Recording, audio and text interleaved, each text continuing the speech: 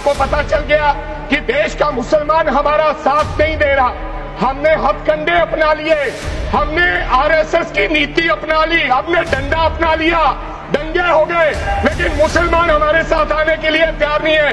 तो आपको किसी ने समझाया मुसलमान को अगर आपके बस में करना है, ये आरएसएस की नीति नहीं अपनाएगा जितनी देर आप इनकी सांस प्रणाली बंद नहीं करोगे। जैसा आपने पंजाब में करने की कोशिश की, किसान झुका नहीं, पंजाब के लोग नहीं झुके, सिख नहीं झुके, तो आपने एमएसपी का झगड़ा आज तक डाला हुआ है कि किसान की सांस प्रणाली बंद कर दो तो पंजाब अपने आप झुक जाएगा।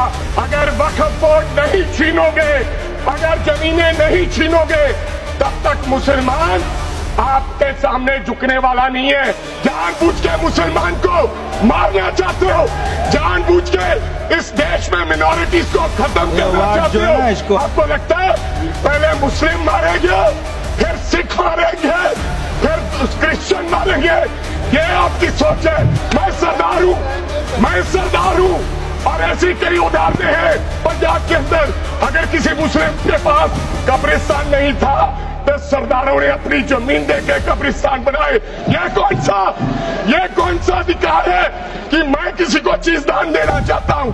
और इसको कौन बताएगा? रिजू साहब ये बताएंगे कि ये प्रैक्टिसिंग मुस्लिम है या नहीं है। आज गृह मंत्री साहब ने कहा गवर्नमेंट प्रॉपर्टी पर किसी का अधिकार नहीं है, पंचायत की जमीन कोई दान नहीं दे सकता है। मैं आपको इसके पीछे लोचा क्या है, इसके पीछे छुपा हुआ राज क्या है।